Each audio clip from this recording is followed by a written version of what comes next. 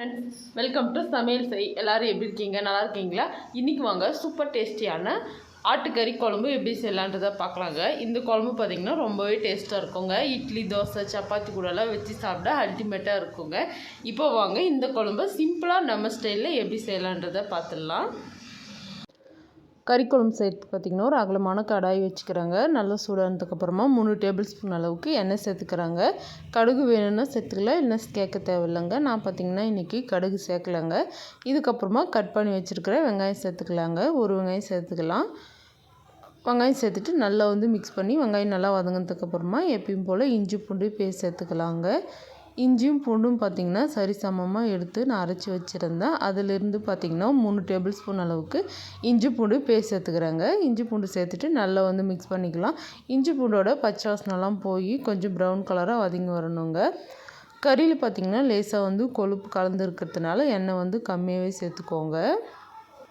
இஞ்சி பூண்டெல்லாம் நல்லா வதங்கினதுக்கப்புறமா பார்த்திங்கன்னா நம்ம கறியை சேர்த்துக்கலாங்க. கறி பார்த்திங்கன்னா ஆல்ரெடி நான் கழுவி தாங்க வச்சுருந்தோம். உப்பு, கொஞ்சமாக மஞ்சள் பொடி போட்டு நல்லா வாஷ் பண்ணி எடுத்து வச்சுக்கணுங்க. அப்போ தான் பார்த்திங்கன்னா கறியில் இருக்கிற இந்த கவுச்சி வடையெல்லாம் வராமல் ரொம்பவே நல்லா இருக்குங்க. எப்பயுமே கறி கழுவும் போது இது போல் கழுவி பாருங்கள். அடுத்ததாக பார்த்திங்கன்னா தக்காளி சேர்த்துக்கிறாங்க.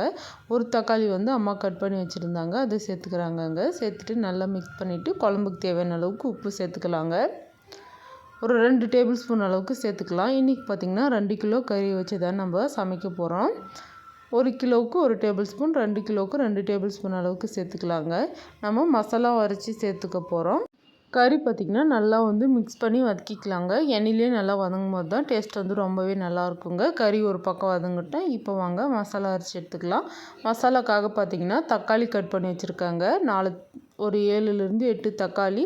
இது கூடவே பார்த்திங்கன்னா ஒரு தேங்காய் அரைச்சி வச்சுருக்கேன், அதையும் சேர்த்துக்கலாங்க மிக்ஸி ஜாரில். இதுக்கப்புறமா பார்த்திங்கன்னா கொஞ்சமாக கொத்தமல்லி, கருவேப்பிலை சேர்த்துக்கலாங்க. சேர்த்து நல்லா அரைச்சி எடுத்துகிட்டு வந்துடலாம். ரொம்ப நைஸாக இல்லாமல் ஓரளவுக்கு கொருன்னு அரைச்சி எடுத்துன்னு வந்துடலாங்க. இப்போ பாருங்கள் கறி சூப்பராகவே வதங்கியாச்சு. இப்போ இதுலேயும் பார்த்திங்கன்னா கொத்தமல்லி, கருவேப்பிலை போட்டு நல்லா மிக்ஸ் பண்ணிக்கலாம்.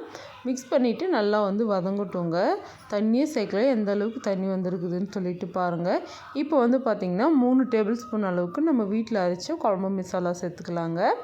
உங்களுக்கு வேணும்னா நீங்கள் மட்டன் மசாலா கூட சேர்த்துக்கலாங்க. நான் அது மாதிரிலாம் எதுவுமே சேர்க்க மாட்டோம். நம்ம வீட்டில் அரைச்ச மிளகாய் தூள் தாங்க சேர்த்துருக்கோம். சேர்த்துட்டு நல்லா மிக்ஸ் பண்ணிக்கோங்க. மிளகாய் தூள் இருக்கிற பச்சை வாசனைலாம் போய் நல்லா வதங்கணுங்க. கறி நீங்கள் குக்கரில் செய்கிறதா இருந்தாலும் செஞ்சுக்கலாங்க. இதே போல் குக்கரில் செஞ்சுட்டு உங்களுக்கு எந்த அளவுக்கு கறி சாஃப்டாக வேகணுமோ அந்த அளவுக்கு விசில் வச்சுக்கோங்க. இது பார்த்திங்கன்னா நல்லா வெள்ளாட்டு கறி, இளங்கறி அப்படின்றதுனால இது போல் கடாயிலே செஞ்சோம் அப்படின்னா கூட சூப்பராக வெந்துருங்க. இதுக்கப்புறமா நம்ம அரைச்சி வச்சுருந்த மசாலா சேர்த்துக்கலாங்க. மசாலா சேர்த்துட்டு குழம்புக்கு தேவையான அளவுக்கு தண்ணி சேர்த்துடலாம். ஆட்டுக்கறி குழம்புலாம் பார்த்திங்கன்னா இது போல் தண்ணி குழம்பு செஞ்சால் டேஸ்ட் ரொம்பவே நல்லாயிருக்குங்க. நாட்டுக்கோழியும் பார்த்திங்கன்னா இது போல் செஞ்சால் தாங்க நல்லாயிருக்கும். நம்ம ஃப்ரை பண்ணுறது அது போலலாம் தொக்கு மாதிரி செய்கிறதெல்லாம் செஞ்சால் பார்த்திங்கன்னா அந்தளவுக்கு டேஸ்ட் இருக்காது. இது போல் குழம்பு மாதிரி செஞ்சுட்டு களி, இட்லி, தோசை, சப்பாத்தி கூடலாம் வச்சு சாப்பிட பார்த்திங்கன்னா ரொம்ப ரொம்ப நல்லாயிருக்குங்க. கண்டிப்பாக நீங்களும் இதே போல் செஞ்சு சாப்பிட்டு எப்படி இருந்துச்சுன்ட்டு மறக்காமல் கமெண்ட் பண்ணுங்கள் ஃப்ரெண்ட்ஸ். தண்ணி பார்த்திங்கன்னா இந்த அளவுக்கு வச்சுருக்கோங்க. இப்போ மூடி வச்சிடலாங்க. மூடி வச்சுட்டு நல்லா குழம்பு கொதிக்கிட்டோம். இப்போ ஓப்பன் பண்ணி பார்க்கலாம் பாருங்கள், கொதிக்க ஆரம்பிச்சிடுச்சு.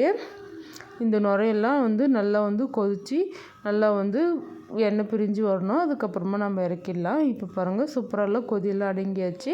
இப்போது கொத்தமல்லி, கருவேப்பிலை போட்டு ஒரு வாட்டி நல்லா மிக்ஸ் பண்ணிக்கலாம். மிக்ஸ் பண்ணி எடுத்தால் சூப்பர் டேஸ்டியான ஆட்டுக்கறி குழம்பு ரெடிங்க. இந்த கறியை எடுத்து நீங்கள் ஃப்ரையும் பண்ணிக்கலாங்க. அது எப்படி செய்கிறது அப்படின்ட்டு அடுத்து வர வீடியோவில் பார்க்கலாங்க. ரொம்ப ரொம்ப டேஸ்ட்டாக இருக்குது இந்த ஆட்டுக்கறி குழம்புங்க. கண்டிப்பாக இதே போல் உங்கள் வீட்டில் செஞ்சு பாருங்கள். அப்படி இல்லைன்னா நீங்கள் எப்படி செய்வீங்க அப்படின்றதையும் மறக்காமல் கமெண்ட்டில் ஷேர் பண்ணிக்கோங்க ஃப்ரெண்ட்ஸ். நானும் பார்த்திங்கன்னா ஒரு டைம் இதே போல் செஞ்சு பார்க்குறேங்க. ரொம்பவே டேஸ்ட்டாக இருக்கும். என்னோடய ஸ்டைலில் நான் பார்த்திங்கன்னா இது போல் தாங்க ஆட்டுக்கறி குழம்பு சமைப்போம். இந்த வீடியோ உங்களுக்கு பிடிச்சிருக்குன்னு நினைக்கிறேன். பிடிச்சிருந்தா மறக்காமல் சமையல் செய் யூடியூப் சேனலுக்கு ஒரு லைக் பண்ணிவிடுங்க. கூட இருக்கிற சப்ஸ்கிரைப் பட்டனை கிளிக் பண்ணிக்கோங்க.